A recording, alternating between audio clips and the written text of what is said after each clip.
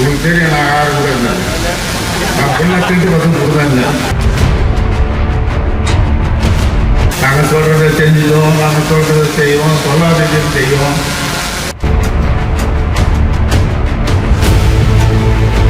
அவங்களே இருப்பாங்க, நம்ம குடும்பத்தில் இருந்தே இருப்பான். நம்ம பொண்டாட்டி, பொண்ணு, பேரன், பேத்தி.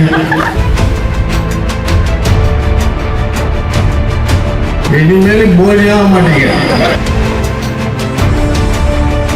இந்தியாவை எட்டி பார்க்கப்படுது.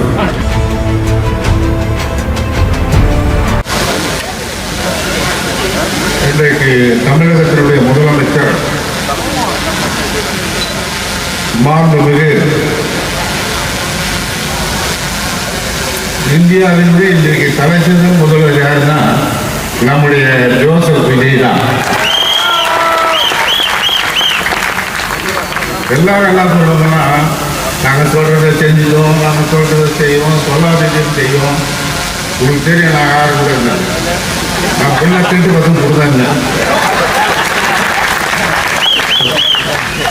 இன்னைக்கு சொல்லாத செய்தது, சொல்றதே செய்தது, அதுக்கு உதாரணம் யாருன்னு எங்க மாவட்டம். அவர் கூட்டு இங்கே நிற்கும்போது சொல்றாரு, அவர் கூட்டு சிவாவை அழைச்சி இது மாதிரி ஒரு ரோட்டில் ஒரு மனுஷனை பார்க்க சிவாவை அழைச்சி நான் பார்த்துக்கிறேன். இன்னைக்கு பார்த்துக்கினாரா தமிழ்நாட்டு வீடு வசதித்துறை தலைவராக கொடுத்துட்டாரா? இப்போ அவர் அமைச்சர் ஆச்சாரா? அதான் சொல்றதை செய்யறது ஒரே தலைவர் நம்முடைய தலைவர் தான். அதே மாதிரி நம்முடைய நிதி அமைச்சர் அன்பு சகோதரர் மரிய அமைச்சர் நாங்களாம் படிச்சுக்கிட்டாரு. அவருக்கு ஒன்றும் சரியா நிதி அமைச்சர்லாம் ஒன்றும் தெரியாது. மனுஷன் எடுத்துமா விட்டா அசம்பிளியில் கிழிச்சாங்க. தமிழும் கிழிக்கிறாரு, இங்கிலீஷும் கிழிக்கிறாரு. பெரிய போரே நடந்துச்சு அசம்பிளியில். நான் 2016 பாதி இருந்தேன்.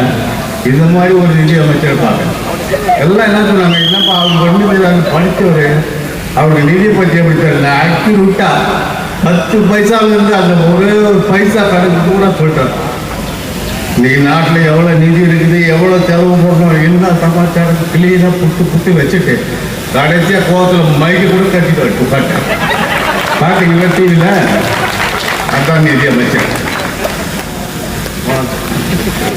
நம்முடைய கினோரா, அவர் கினோரா தான். கொஞ்சம் விட்டாரு, கொஞ்சம் நெகிழ்ந்தாருன்னா போடு அவளையும் போட்டுருக்கலாம்.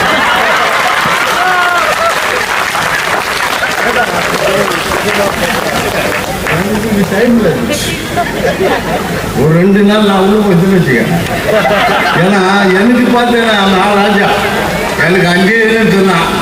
தளபதி வந்தாரு, கொத்து பரோட்டா முடிஞ்சிச்சு. நான் 5 நாள் ஜாலியாக சுற்றுட்டேன். பார்த்தா அவர் வந்தப்போ குளத்தூர் தெரியுது நகரே அப்படி சும்மா ஜொலிக்குது. 25,000 30,000 பேர் இருப்பாங்க. நான் அங்கேயே சொல்லிட்டேன், நான் ஜெயிச்சிட்டேன். முடிஞ்சு வச்சா யாராக இருக்குது அது சாலினாலும் அவங்க அப்பாவே தான் ஜெயிச்சிருப்பேன். அவளை பற்றி எனக்கு நல்லா தெரியும், உங்களுக்கு தெரியும். அதே மாதிரி அந்த எடப்பாடி பற்றி எனக்கு தெரியும். இந்த தமிழ்நாட்டில் உங்களை பற்றி எனக்கு மொத்தமாக தெரியும். இனிமேல் தேடவே மாட்டாங்க. இனிமே நல்லா சொல்ல சீரியஸா சொல்றேன். மேடையில் 2 கட்சியுமே கிடையாது. திமுக கூட அண்ணா திமுக கிடையாது, ஒரே கட்சி தாங்க தான். 100 நாள் சாதனை ரொம்ப அறியாத சிவா. இப்போ எவ்வளோ பேர் உட்கார வச்சுருக்கோம். நான் 100 நாள் சாதனை ஒரு 100 பேர் எடுத்து மிஷின் கொடுப்பான்னு பார்த்தா ஊரையே பெற்ற தொலைகிறிய பெற்ற வச்சுக்கிறேன். அதான் தாவேகா, அதான் நம்முடைய உதயம். எல்லாம் சொல்றாங்க பேசாம இருந்தாலும், அவர் பேசாம இருந்தாலும் அவன் பேச மாட்டார். பேசுனா ஓடிவேன். என்ன பண்ணுது அவரு? பேசாது இருந்தாலும் பேச மாட்டார். பேசுனா ஓடி போயிடும். எனக்கு தெரிஞ்சதுனால அவருக்கே ஓடி தெரியாது. இப்போ வந்து எதிர்கட்சி பூஜ்ஜம் ஒன்றுமே தெரியாது. அது என்னதான் பண்ண போது தெரியல. 5 வருஷத்துல எனக்கு கேட்டால் அது ராஜினாமா பண்ணிட்டு போயிடலாம்.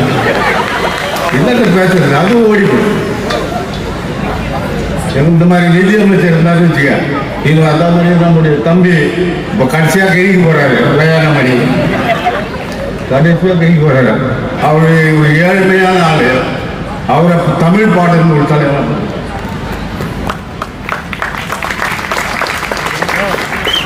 சாதாரண தொண்டர்கள் வந்து பேசிட்டு போனார். தாமனு ஆட்டோ டிரைவர் எந்த காலத்திலேயே அதில் ஒரு திமுகவில் 25 வருஷம் செத்தாதான் ஒரு மட்டத்தில் ஆகும். ஏன்னா அவங்களே இருப்பாங்க, நம்ம குடும்பத்தில் இருப்பான். நம்ம பொண்டாட்டி பொண்ணு பேர பேச்சு இனிமேல் போலியாக மாட்டீங்க. இனிமேலுக்கு போலியாக மாட்டீங்க. அவர் தான், நீங்கள் தான், நாங்கள் தான், நீங்கள் தான். இனிமேல் இந்த தமிழ்நாட்டில் அது இது நாங்கள் தான் பார்த்தா பண்ணது இந்த மன்னர்கள்லாம் சொல்லாதீங்க. ஒழுங்கா சபைக்கு வந்து 5 வருஷம் நடத்த முடிஞ்சாலும் நடத்துங்க. ஆனால் நடத்த மாட்டாங்க, வர மாட்டாங்க. எல்லாம் பழைய பெற்றாலிங்க விட்டா போறதுன்னு இருக்கு. நம்ம தளபதி கண்டி சும்மா ஒரு ரெண்டு பேரை தட்டி விட்டாருன்னு வச்சுக்க காலி ஒன்று. அது நம்ம நிதியமைச்சர் தான் சொல்லணும். நாங்களாம் பேச ஒரு மாதிரியாரு நாங்களாம் பேசணும்னு வச்சுக்க வேற மாதிரி போயிடும்.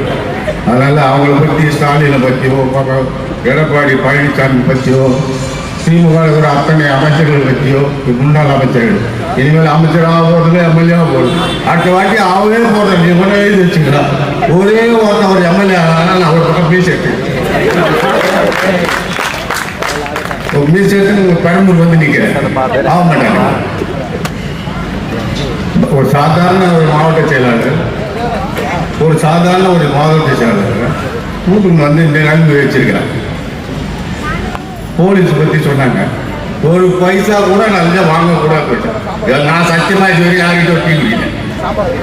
கட்சிக்காரங்கிட்ட டீ வாங்கிட்டவன் நீ கிளம்பு. அவன் வாங்கி போயிட்டு நான் 5 ரூபாய்க்கு டீ வாங்கி கொடுத்துருக்கேன். புரியுதா? நான் அவனும் காசு கொடுத்துருக்கேன், கிளம்புறேன்.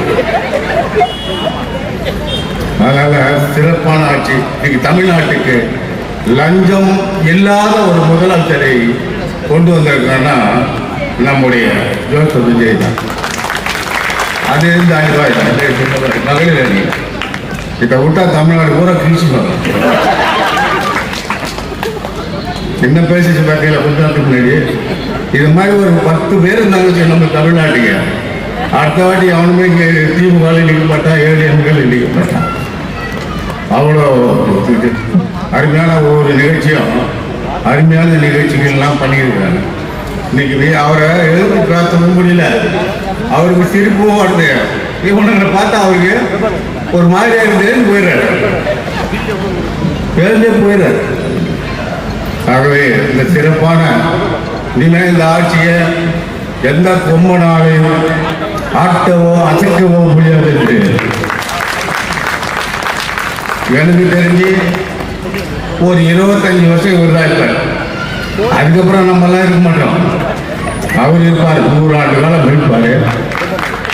அவரோட இந்த சிவா, லயாலமணி, நம்ம மகேந்திர, நான் கொஞ்சம் கஷ்டம்தான்.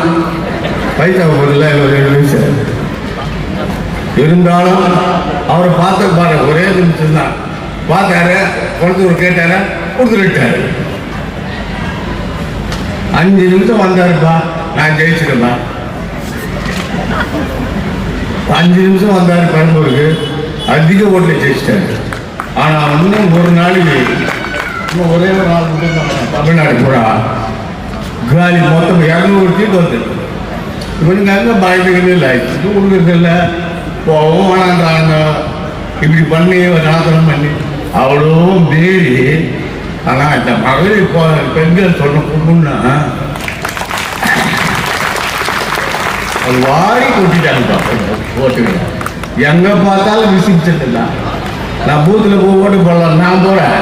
அங்கே ஒரு பொண்ணு விசில் அடிக்குது. பார்த்தோம் நாங்கள் நம்ம ஜெயிச்சிட்டோம், நம்ம ஏன் அல்லாடிக்கிட்டு இருந்தோம். போய் சுற்றி போய் காரில் உட்காந்து ஜம்ப் பண்ணி அது மாதிரி இன்னைக்கு சிறப்பான ஆட்சி. அவர் இன்னைக்கு பாருங்க, அவர் அறிவிச்ச திட்டம்லாம் ஒன்று ஒன்றா அறிவிச்சிருக்காரு. அது கிடையாது. இப்போ 7 பேருக்கு 3 லட்சம் கொஞ்சம் கொஞ்சமாக மூடி ஒரு 500 இருக்குமா, 500 இருக்குமா. இப்போ செங்கப்பன் திட்டம் எல்லாரும் யாரை எளிய மக்களுக்கும். ஆனால் ஒரு சாதாரண அவரை மாதிரி ஒரு மனுஷன் கிடைக்க மாட்டாங்க. நான் பார்த்து வரைக்கும் இவனுங்கெல்லாம் அவங்க போய் பார்க்கணும்னு போனேன். 3 மணி நேரம் 4 மணி நேரம் எங்களை மேலே யாரும் பார்க்க தெரியாது. நீங்களாம் போனால் பார்க்க முடியாது. ஆனால் இவர் சாதாரணமாக கூட்டு இல்லை, வாங்க கூட்டு பக்கத்தில் போட்டு எடுத்தாங்க. இப்படி ஒரு மனுஷன் தான் நாட்டுக்கு தேவை. அதனால தான் தேர்ந்தெடுத்தாங்க. 25 வருஷத்துக்கு இந்த தமிழகத்தில் இன்னும் போனாங்க. சொல்ல போனால் இன்னொரு அடுத்த 5 ஆண்டுக்கு இந்தியாவை எட்டி பார்க்கப்படுது. இந்தியாவை எட்டி பார்க்கக்கூடிய சக்தி வந்திருக்கு.